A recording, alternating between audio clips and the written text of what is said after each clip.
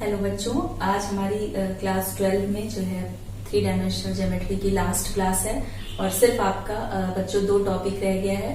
पहला टॉपिक तो है 2 समतलों की प्रतिच्छेदन रेखा से जाने वाले समतल का समीकरण और दूसरा टॉपिक जो है आपका आज हमको पढ़ना है 2 समतलों के प्रतिच्छेदन रेखा का समीकरण। यानी कि पहले हम 2 समतलों की प्रतिच्छेदन रेखा से जाने वाले समतल का समीकरण ज्ञात करेंगे और दोबारा जो है हम 2 समतलों की प्रतिच्छेदन रेखा का समीकरण ज्ञात करेंगे और उसके बाद बच्चों हम लोग कुछ एग्जांपल्स जो आपके डाउट्स हैं वो क्लियर करेंगे और फिर नेक्स्ट चैप्टर स्टार्ट करेंगे। तो आपका ये जो पूरा यूनिट है सदिश विश्लेषण और त्रिविमीय ज्यामिति जो पूरा 17 नंबर का है वो ऑलमोस्ट खत्म हो गया है। तो आप लोग उसको अच्छे से पढ़िएगा और ये आज आपकी लास्ट क्लास होगी इसकी। तो 2 समतलों का समीकरण, समतल का जो सबसे मोस्ट सिंपलर फॉर्म है इक्वेशन का वो क्या है, r1n1 = q1। जैसा कि हमने लास्ट टाइम में बताया था q1 जो होगा वो आपका एक स्केलर है, कांस्टेंट है। r1 आपको मालूम है, एज्यूम करना है, अननोन रहता है, उसको अगर हम रेक्टेंगुलर फॉर्म में कन्वर्ट करते हैं और n1 जो होगा वो लंब सदिश है जिसका मान आपको क्वेश्चन या कंडीशन बताते वक्त दिया रहता है। यानी कि यहाँ पर हमारा Q1 और N1 नोन रहता है और R1 जो है वो अननोन वैल्यू है। पिछली लेक्चर को अगर आप रिकॉल करेंगे तो आपको याद आ जाएगा। सिमिलरली हमने जो दूसरा प्लेन एज्यूम किया है वो R2.N2 values are same = Q2। N2 भी उसी तरीके से लंब सदिश है, Q2 एक स्केलर है और ये हमारे 2 प्लेन है।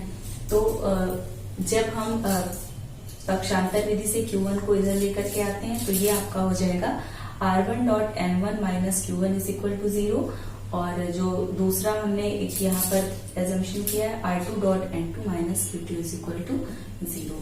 अब इक्वेशन ऑफ प्लेन जो होगा, जो 2 समतलों की जब प्रतिच्छेदन रेखा से जाने वाला जो तीसरा समतल होगा तो जो प्रतिच्छेदन रेखा होती है वो आपकी क्या होगा कि दोनों ही समतलों पर स्थित होगी। जिन 2 समतलों की प्रतिच्छेदन रेखा पर हम निकालना चाह रहे हैं समीकरण जिस प्लेन का, तो वो जो रेखा है वो आपकी प्लेन 1 पर भी स्थित होगी, प्लेन 2 पर भी स्थित होगी और साथ ही साथ जो जिस तीसरे प्लेन का हम इक्वेशन निकाल रहे हैं उस प्लेन पर भी स्थित होगी, क्योंकि कंडीशन जो आपको दी हुई है वो यही दी हुई है 2 समतलों की प्रतिच्छेदन रेखा से जाने वाले समतल का समीकरण। यानी कि जो रेखा है वो आपकी तीनों ही समतलों पर स्थित होगी। तो इसका मतलब होगा कि एक स्केलर लैम्डा ऐसा जरूर, और यहाँ पर आप देख सकते हैं कि जब हम Q1 को इधर ले आते हैं तो इसका मान जो है 0 के बराबर। सिमिलरली जो दूसरा इक्वेशन है उसकी भी वैल्यू आपकी 0 हो जाती है। तो एक स्केलर लैम्डा ऐसा जरूर एग्जिस्ट करेगा जो दोनों के लीनियर कॉम्बिनेशन, यानी कि जो दोनों इक्वेशन है उनका लीनियर कॉम्बिनेशन अगर हम दूसरे में मल्टीप्लाई करते या हम पहले में भी मल्टीप्लाई कर सकते हैं, लैम्डा की वैल्यू इस तरीके से होगी कि जो इनका लीनियर कॉम्बिनेशन होगा वो 0 के बराबर होगा। रीजन आप जानते हैं कोप्लेनरिटी से। तो जो इक्वेशन ऑफ प्लेन है वो आपका क्या हो जाएगा R1.N1 - Q1 + lambda into R2.N2 - Q2 = 0। तो ये जो है इसका लीनियर कॉम्बिनेशन है इन दोनों प्लेन्स के इक्वेशन की हेल्प से, और लैम्डा जहां पर एक स्केलर है। तो ये हो गया आपका 2 समतलों की प्रतिच्छेदन रेखा से जाने वाले समतल का समीकरण।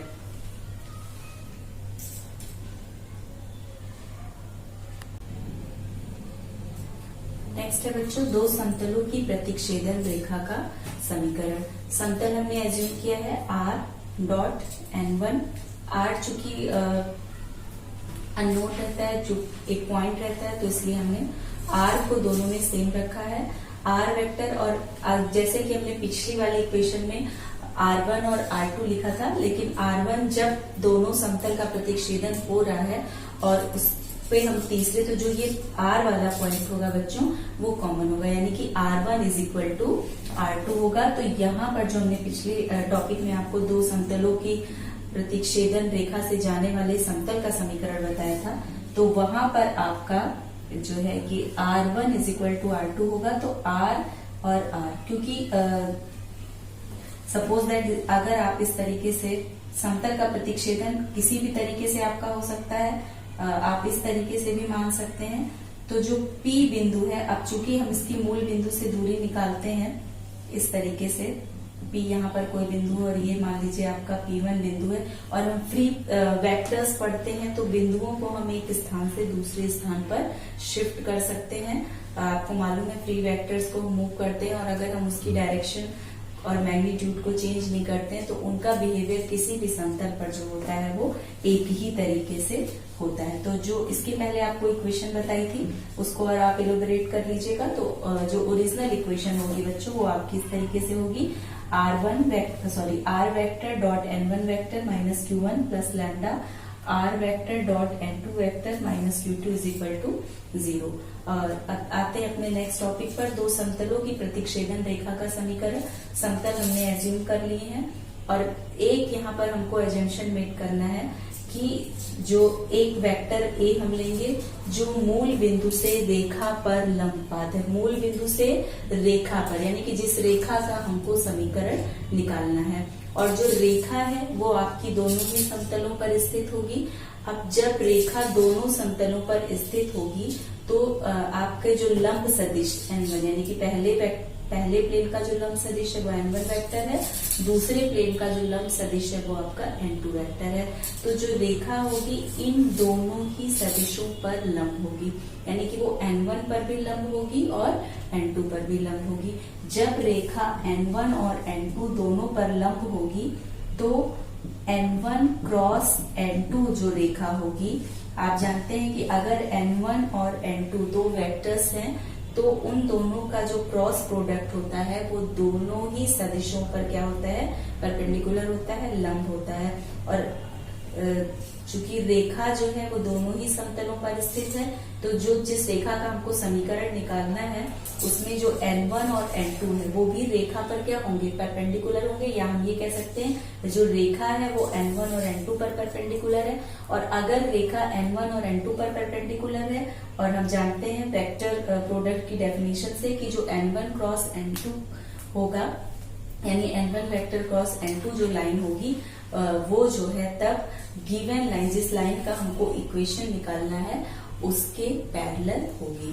तो अब यहाँ पर आप जब हम इक्वेशन ऑफ लाइन निकालते थे तो बच्चों आपको याद होगा जब अगर हमको एक सदिश के समानांतर और एक बिंदु से होकर के जाने वाली रेखा का समीकरण क्या होता था, a प्लस लैम्डा b। तो b की जगह पर आपका क्या हो जाएगा, जो जिस लाइन के समानांतर है वो लाइन की वैल्यू क्या हो जाएगी अब n1 क्रॉस n2, यानी कि n1 और n2 के क्रॉस से जो वेक्टर मिलेगा, क्योंकि वो लाइन आप इसको फिर से ध्यान से समझने की कोशिश करिएगा। जब हम इक्वेशन ऑफ प्लेन निकालते हैं तो n1 और n2 जो होते हैं वो लंब सदिश होते हैं, और रेखा जिस प्रतिच्छेदन रेखा का हम समीकरण निकाल रहे हैं वो समतल 1 पर भी है और समतल 2 पर भी है। तो चूंकि n1 और n2 समतल पर लंब है और वो रेखा समतल पर स्थित है तो n1 और n2 जो होंगे वो उस रेखा पर भी लंब होंगे, या हम ये कह सकते हैं अगर एक लाइन दूसरे पर परपेंडिकुलर है तो ऑब्वियसली कि दूसरी वाली लाइन पहले पर परपेंडिकुलर होगी। परपेंडिकुलरिटी के रूल से आप जानते हैं। तो अब जो जिस लाइन का हमको इक्वेशन निकालना है वो आपकी n1 और n2 पर परपेंडिकुलर है, और n1 और n2 पर जो दूसरी लाइन परपेंडिकुलर, चूंकि उस लाइन का तो इक्वेशन हमको मालूम नहीं है लेकिन हमें ये मालूम है कि एक दूसरी ऐसी लाइन भी एग्जिस्ट करती है जो n1 और n2 पर पैरेलल होगी। वो लाइन कौन सी होगी, n1 vector cross n2 vector by the definition property of cross product of vectors, आप जानते हैं। तो अब हमारा n1 क्रॉस n2 जो लाइन हो गई वो उस लाइन के पैरेलल हो जाएगी जिसका हमको इक्वेशन फाइंड आउट करना है। तो अब और a को हमने, अब नेक्स्ट एजम्पशन हमारी क्या है कि हम एक a वेक्टर एज्यूम करते हैं जो मूल बिंदु से रेखा पर लंबवत है। तो अब हमारे पास एक बिंदु हो गया और एक रेखा हो गई, तो यानी अब हमको उस रेखा का समीकरण निकालना है जो एक बिंदु से होकर के जाती है तथा एक रेखा के समानांतर, और रेखा का समीकरण हम लोग पढ़ चुके हैं। तो r वेक्टर किसके बराबर हो जाएगा, a वेक्टर t कोई स्केलर है और n1 क्रॉस n2 के बराबर। तो ये हो गया आपका उस रेखा का समीकरण जो दो समतलों के प्रतिच्छेदन से हमको मिलती है। तो आई होप कि ये दोनों आपको क्लियर हो गया होगा। और जब कभी भी क्वेश्चन को हमको वेरीफाई किसी पॉइंट के थ्रू करना होता है, तब हमेशा हम जो आर है, आर के चूंकि पॉइंट्स अननोन होते हैं, उसको हम पहले एक्स आई प्लस वाई जे प्लस जेड के मानते हैं। और अगर हमको किसी क्वेश्चन में गिवन पॉइंट्स दिए होते हैं तो हम उनकी जो वैल्यू होती है वो अननोन क्वांटिटी में रख करके ही इक्वेशन को वेरीफाई करते हैं। बच्चों, इस पे बेस्ड क्वेश्चंस हम आपको एक लेक्चर और आपका लेंगे और कुछ क्वेश्चंस हैं इस पे बेस्ड हम आपको सॉल्व कराएंगे सारे टॉपिक पर 1 बाय 1। तो बाकी चैप्टर वाइज ये चैप्टर आपका खत्म हो चुका है, इसके सारे टॉपिक्स कवर हो चुके हैं। तो नेक्स्ट क्लास में हम आपको इस पे बेस्ड क्वेश्चंस बताएंगे और उसके बाद आपका अगला चैप्टर स्टार्ट होगा। Thank you.